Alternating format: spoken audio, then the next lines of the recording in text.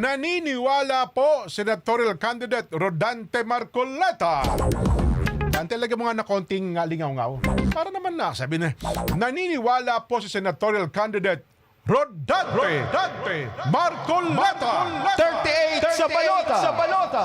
You know, malaki ang tulong ng panawagan ng taong bayan para mapauwi sa bansa ang dating Pangulong Rodrigo Duterte na kasalukuyang nasa The Hague, Netherlands. Muli namang iginiit ng ilang mambabatas na may lapses sa naging pag-aresto sa dating Pangulo at hindi naibigay ang karapatang ito. Ibabalita yan ni Erlo Bringas. May tulong ang taong bayan para mapakinggan daw ng International Criminal Court.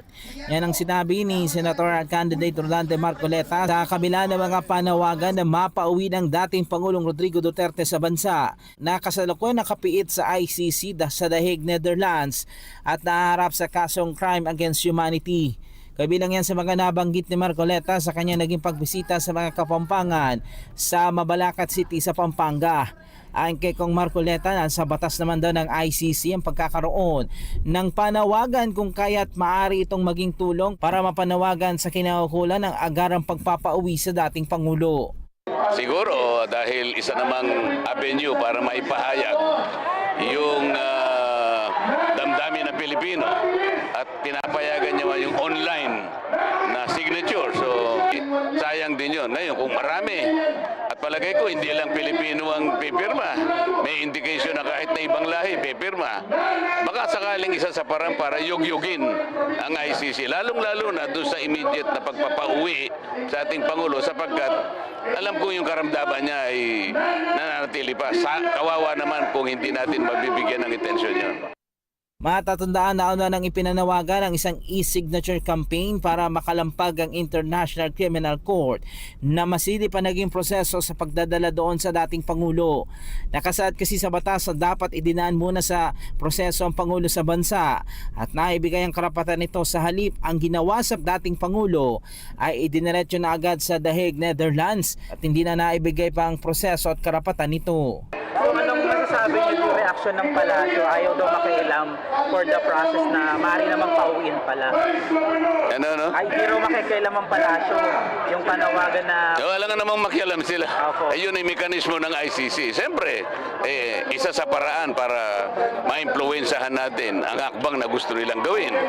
Siguro naman kung milyon-bilyon ang may palalaganap nating signature at mabisang paraan yun dahil online na mabilisan, maramihan at pinapayagan ng kanilang tuntunin. Alam ko babasahin nila.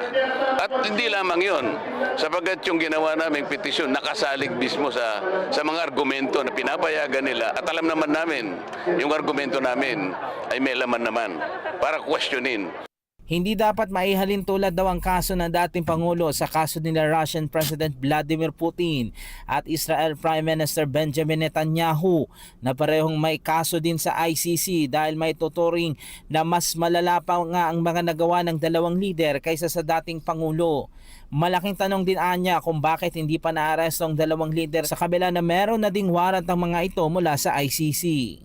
Hindi lamang yung jurisdiction pati yung admissibility issue sa pagkakadakip at pagdukot at maging sa gaganaping paglilitis sa kanya. Kukwestiyonin natin yun.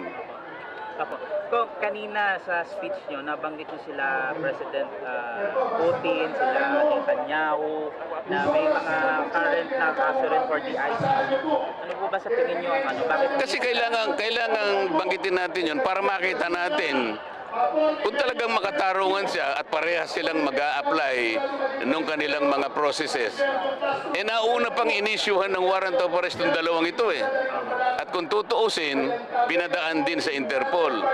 At kung titingnan mo yung nature ng charge, yung crime against humanity of murder, ang element nun ay widespread, systematic attack on civilian population. Hindi naman ganun ang paraan ni Pangulong Duterte. Erlo Bringas para sa 100% Balita.